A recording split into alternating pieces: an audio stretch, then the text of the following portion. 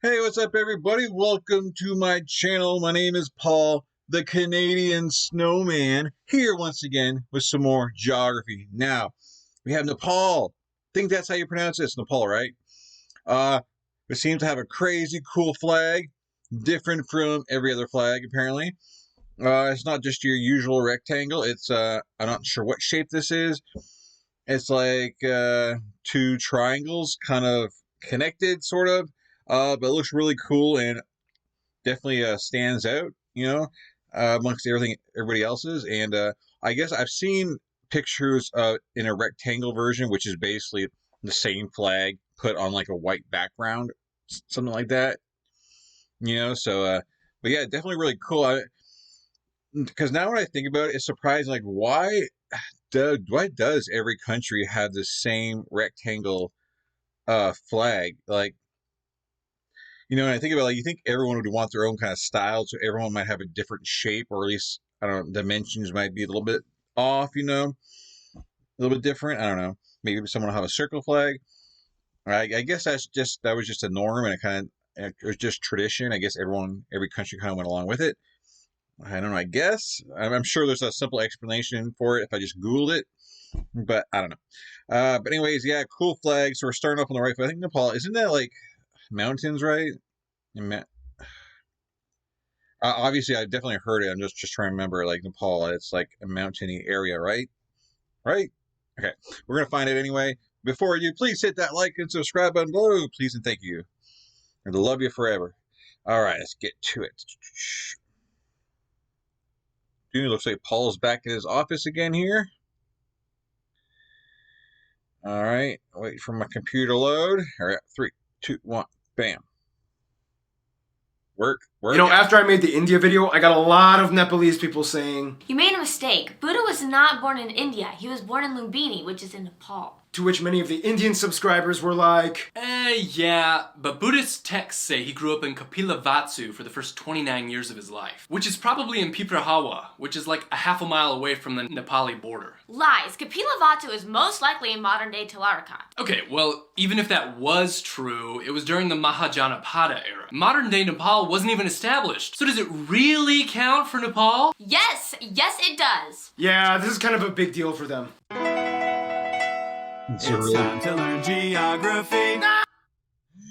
Yeah, like, even if like Nepal is not Nepal yet, I still consider stuff like that history, because as a Canadian, like the War of 1812, like Canada wasn't Canada yet, but it's still kind of counted as a war where we kind of beat the United States, even though, it wasn't Canada yet. Yeah, but anyways, I'm probably gonna get controversy in the comments over that. But anyways, get back to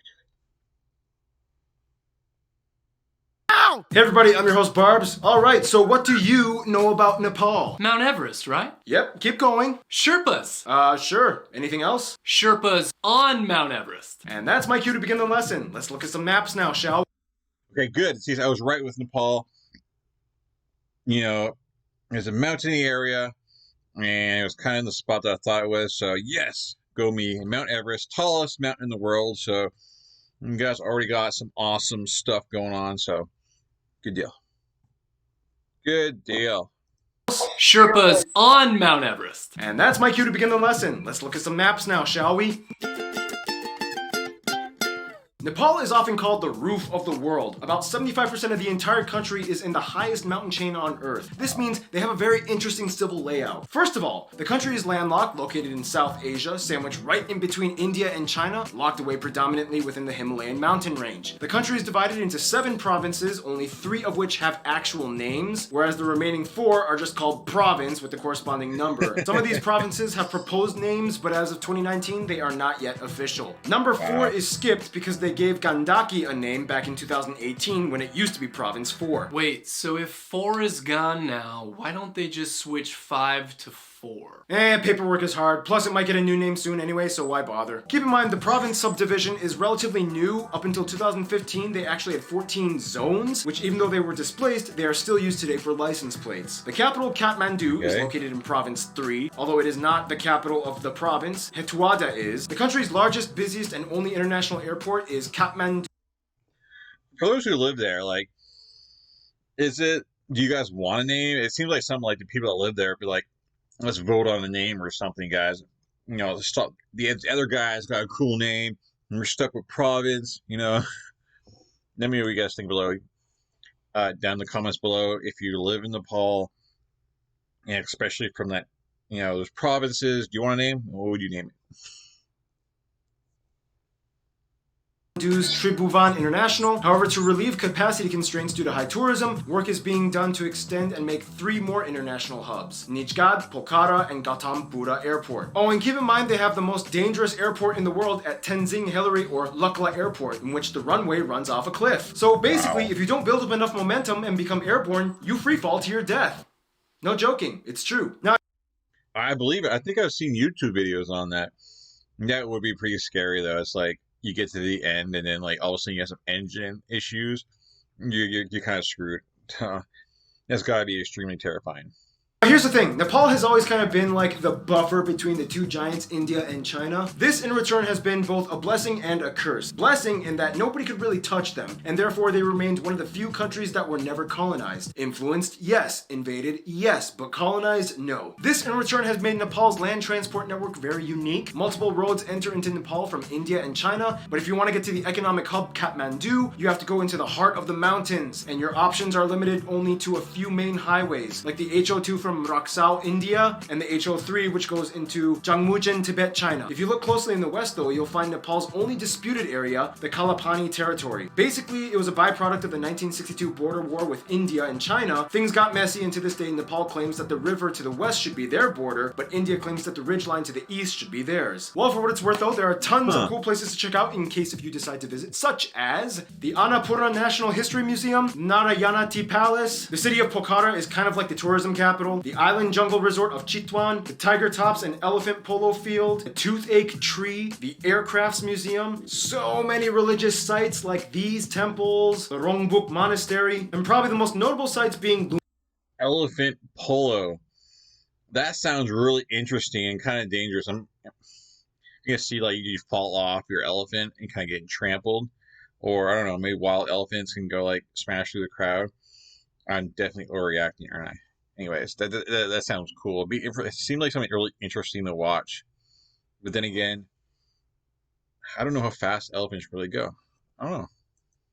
Lumbini, the birthplace of Buddha, and Buddhanath Stupa. Whew, yeah, lots of things were built and happened here in the mountains. Mountains make a great fortification against outside forces, especially when they are really tall. Let's talk more about the mountains, shall we? Alright. Now, how can I put this simply? Nepal's physical land makeup is kind of like the share price of Apple's stock in the beginning of the 2000s. You know, it's like...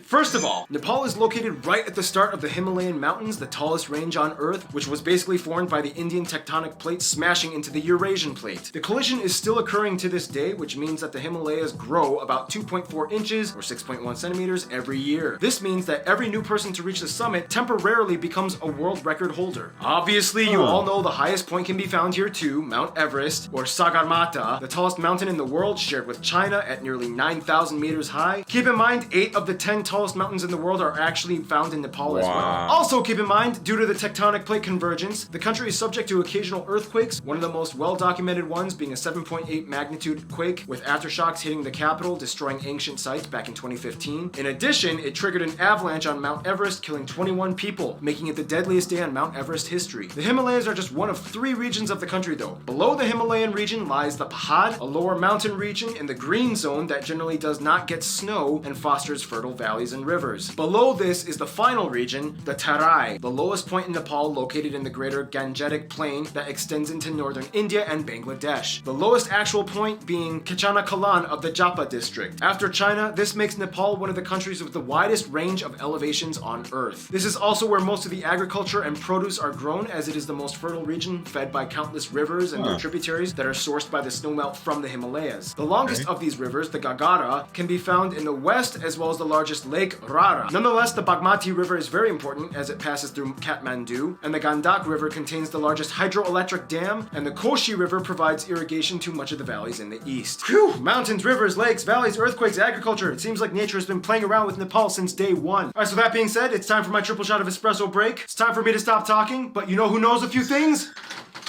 Did somebody say Lots of rivers. Noah? He's back! Now, Nepal may have a lot of no. natural beauty, but the problem is they still have quite a way to go in terms of stabilizing their living index. Today, they are still a heavily agrarian society with about 65% of the workforce employed in agriculture, and only about 20% of the land has been cultivated. About 30% of the GDP is dependent on remittances sent from abroad. More than half of the development budget comes from foreign aid. Their largest exports are actually textiles, carpets, and clothing. Nonetheless, since the 90s, they've been really trying hard to exploit the tourism sector, mostly through guided excursions up the many mountains, with Everest being the most expensive one. It's like this. Alright, Ken, you get to go up Everest, but which agency will you choose? Hi, I'm the Western agency that speaks your language and caters to all your Western needs. You'll even wake up to eggs and toast with coffee in the morning. My minimum rate goes around $45,000. What? Hi, I'm the local Nepali agency. I have a slight accent when I talk, and the experience might be a little rough around the edges, but you'll still get to the peak of Everest. I charge only $25,000. So which one will you choose, Ken? Can I just hire a helicopter for a couple $100s? So far, only one person has ever done that, and it's incredibly dangerous. Besides that, though, about 40% of the country is forested. They have 9 national parks and... Hey, you go to option 1 or option 2, guys?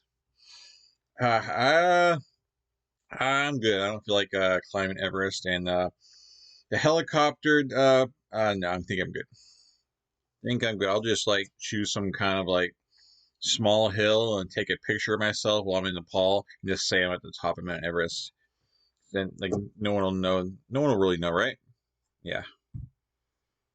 Yeah, I don't want to be a helicopter. dangerous. Besides that, though, about 40% of the country is forested. They have 9 national parks and 3 wildlife reserves. Nonetheless, the national animal is the cow. No surprise, the country is predominantly Hindu, which reveres cows as sacred animals. Many people are either vegetarian or only eat chicken and fish. Speaking of which, food! Now, there are many different people groups that have their own cuisines in Nepal, and they come in all different colors and tastes. Some of the top dishes you guys, the Geography Peeps, suggested include things like Dindo, Gundruk, Dal Bhat Takari, Takali Kanaset, Choila, Kachila, Chatamari, Nepali-style Pani Puri, Aluchana, Laping. And the one dish almost all of you mentioned, Momo dumplings. Now, these dishes I just mentioned came from the cuisines of the many different people groups you can find here. Nepal is just not Nepal without its people, which brings us to...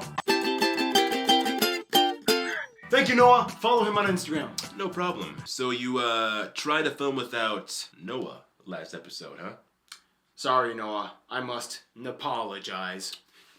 Now, one thing many people don't seem to know too well is that Nepal is actually a very diverse nation with over 120 ethno-linguistic people groups. First of all, the country has about 30 million people and about 2 million absentee citizens working abroad, mostly male laborers in the Middle East. Of these ethnic groups, the largest one at about 17% are the Chetri, followed by about 12% Brahmin Hill peoples, the Magar at 7%, Taru at an additional 7%, and the rest are made up of the various 121 other people groups. They use the Nepali rupee as their currency, which is pegged to the Indian rupee. They use a type C, D, and M plug outlets, and they drive on the left side of the road. Now, linguistically, how does a country unify 125 different ethno-linguistic people groups? Well, for one, the official language of Nepal is Nepali, a cousin of Hindi, natively spoken by about 45% of the population. To simplify things, though, English is sort of used as like a lingua franca in government offices, businesses, and also within the technical, medical, and engineering scientific community. Now, here's the thing. As mentioned before, the majority of Nepal, at about 81% of the country, identifies as Hindu. Nonetheless, even though it's a minority religion at about 10%, Nepal takes Buddhism very seriously. It kind of started here. Now, of course, since there are so many different people groups, there isn't really one universal Nepalese culture. In general, though, most of them can be divided into 7 family groups that Sorry. I meant to... Yeah, sorry. Back to the thing. Sherpa, and Takal family groups that cluster into certain regions. You have the mountainous Bhotia, Sherpa, and Takali peoples way up in the northern Himalayan zones. Yes, this is where the word Sherpa comes from. Then you have the Gurung peoples, whom are kind of like the famous bodyguards of Nepal. Many Gurung are Gurkhas, an elite military trained contingent force that fights for hire. Today, a couple thousand actually work for the British military. Then there's the Kiranti, Rai, and Limbu peoples of the east. These people are actually culturally close to Fights for hire. For those, I guess, who live there, since you are like sandwiched between like China and India, do you guys is there any kind of, I'm assuming there's not, because you guys are kind of like the buffer zone, you know, the military, like, because they're the 2 big boys. Have they ever tried to like, kind of like, I guess, you know, invade part of your land over there, you know, just because maybe just I don't know. I don't know. I'm just searching for some kind of controversy. Anyways. Military. Then there's the Kiranti, Rai, and Limbu peoples of the east. These people are actually culturally close to Sikkim and the Bhutanese people. They speak a similar Tibeto-Burman language. At about 3/5 of the population, the Pahari peoples are actually the largest and most widespread people group inhabiting many of the lowlands. They are known for being heavily agrarian and having wonderfully colorful wool and woven fabrics. The Tamang are made up of about 40 clans scattered in the center and east highlands. They are also Tibeto-Burman and way more Buddhist in culture. They have beautiful gompas or monasteries in every main village. Then there's other people groups like the Taru people in the south, known for having one of the most famous cuisines in all of Nepal. They're known for generally being immune to malaria due to the genetic structure of most Taru people having thalassemic blood. Wait, what? Thalassemic. It's like a condition that can be inherited and helps prevent against certain diseases like malaria.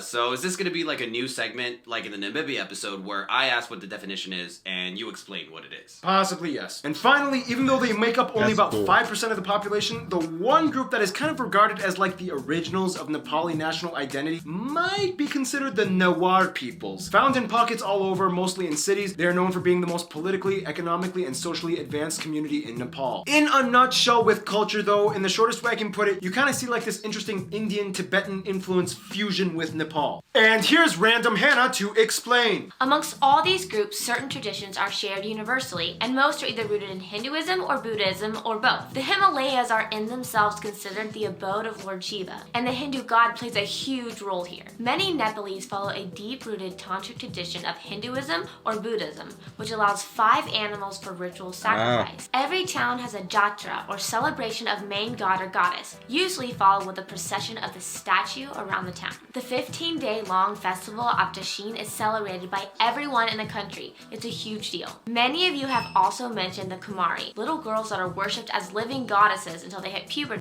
Yeah, for that, that celebration, what they say, 14 days. If you're like a tourist, and just decide like you're not sure about, I guess, the religion and whatnot, as a tourist, kind of pretty welcome there, or just kind of to learn it and just to see see what it's all about, or is it kind of like, I don't know, like a secluded club or something? I don't know. It'd be kind of interesting to see how all that played out. And the also mentioned the Kumari, little girls that are worshipped as living goddesses until they hit puberty and the Kumari changes. And like many other South Asian countries, marriages are usually arranged and celebrated with lavish, colorful weddings. And speaking of which, that brings us to history. Thank you, Hannah. I'll take it from here. In the quickest way I can put it, Kathmandu Valley Neolithic Age. Early records of Nepal mentioned in the Vedic Hindu texts. Kirati King period. Clans and small kingdoms period. This prince guy becomes a big shot. Vassal states under these empires. Mala Kingdom state period. This dude pieced it all together in what would become modern day Nepal. Anglo-Nepali War. Treaty of Sugali. Khat massacre. Slavery abolished in 1924. Years of drama between the royals and the democratic experiments. Massacre in the royal palace. New inherited king steps down, ending Nepal's title as the last Hindu kingdom in the world. Unified Communist Party wins most seats in the assembly elections. Earthquake. First female president voted in. And here we are today. Now keep in mind, although the ruling party is called the Communist Party, and they do hold Marxist-Leninist tenets in their policy outlook, the country is not classified as a communist country, at least in the traditional unilateral sense, but rather a parliamentary republic in which the parliament has power over the head of state, even though the parliament is predominantly part of the Communist Party. But yeah, still, it is the only country with a communist majority that is not categorically communist. Weird. Anyway, here's some famous people from Nepal. Historical figures like Amshu Verma, Princess Brikuti, Sankadar Sakwa, Araniko, Bahadur Shah. Contemporary figures like Bhimsen Thapa, Lakshmi Prasad Devkota, Jamaki Miri, Amrita Acharya, Tenzing Norgay, Gopal Prasad, Anil Gurung, Gaurika Singh, Dachiri Sherpa, Sandeep Lamichane, Prabal Gurung, Chandra Bahadur Dangi, David Lama, and of course, Siddhartha Gautama, otherwise known as the Buddha. Alright, well that just about does it for the people. Now let's see what other people like to hang out with Nepal, or at least climb up the mountains. Shall we?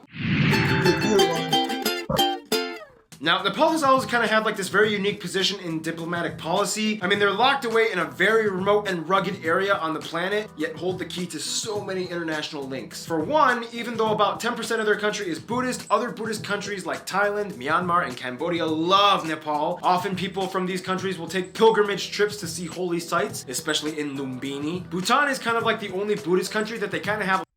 Yeah, and they didn't mention anything but skiing and snowboarding. You know, with all those mountains, that they have to have that, right? Right? I mean, makes sense, right?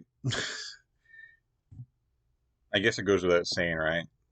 To see holy sites, especially in Lumbini. Bhutan is kind of like the only Buddhist country that they kind of have a little beef with. There was controversy over the expulsion of Nepali Lhotshampa residents back in the 90s as a means to preserve their Bhutanese culture. But today things are somewhat cooled off a bit, but there's a little bit of eye rolling. Now for best friends, yeah, most Nepalese people will probably say India or China, but it's weird because they can never have the same two best friends in the same room. China is really trying hard to win over Nepal, and things only got better after the recent Communist Party took over and ended the kingdom rule. Traditionally, Nepal has always had close ties and trade with Tibet. Chinese people love Nepalese art and architecture. Tourists flock over in droves, and China has been heavily investing in Nepal's transport sector with more roadways and even a train line connecting Lhasa to Kathmandu, making it one of the biggest potential engineering project endeavors the country has ever seen. For India, most people will say, we love Indians, but we hate their government. Most foreign activity and trade comes through India, and most people can understand Hindi. They love Bollywood films, and the shared link through Hinduism has always kept these two very close. Nonetheless, India knows that Nepal depends greatly on them, and sometimes when things get a little messy, they initiate economic blockades, which anger them. Usually when this happens, Nepal cozies up with China a little bit more, in which India notices, and they're like, babe, I'm sorry, come back to me, I was just kidding. Nonetheless, when those two giants are bickering, Nepal kind of likes to run away off to the side and have a secret Romeo and Juliet kind of thing going on with Bangladesh. Many times when they want to go to the ocean, instead of using India's Kolkata port, they'll opt for Chittagong. Many Nepalese students study here, and the two have signed a 4-point agreement on technical cooperation, trade, transit, and civil aviation. Nepal even agreed to provide Bangladesh with substantial energy from hydropower. It's a unique, quite interesting alliance that has only blossomed over the years. In conclusion, with Nepal, you get a mountainous, Hindu, Buddhist, unexpectedly kind of communist nation with the highest point on earth, but they sure know how to be down to earth. And speaking of down to earth, as in low elevation, stay tuned, the Netherlands is coming up next. Yeah, it's kind of cool. Like, Nepal can kind of like play India and China like almost not against each other, but it's like, hey, if you don't give me what I want, I'm gonna go to China, and if you don't, or vice versa, it's they're actually in a pretty good situation there because each side's gonna be kind of sucking up to them because they don't want Nepal to get too goody with the other side. Excuse me. So yeah, they're definitely in a good spot right there. I was thinking maybe it wasn't the greatest spot being like kind of like snug between two superpowers who don't really get along. But yeah, apparently it actually works out in the opposite. It works out pretty good. So good job to Paul. So yeah, definitely kick butt there, and yeah, awesome country. I'm happy to say I was actually, my head was kind of right where it was located in the mountains and stuff like that. So give myself a pat on the back. I'm never right. But anyways, guys, please hit that like and subscribe button below. And I hope you continue the journey with me through every country in the world. We're on to the Netherlands tomorrow, hopefully. And yeah, anyways, yes, catch you guys in future videos. Peace. You guys have a great day or great night. I'm out of here.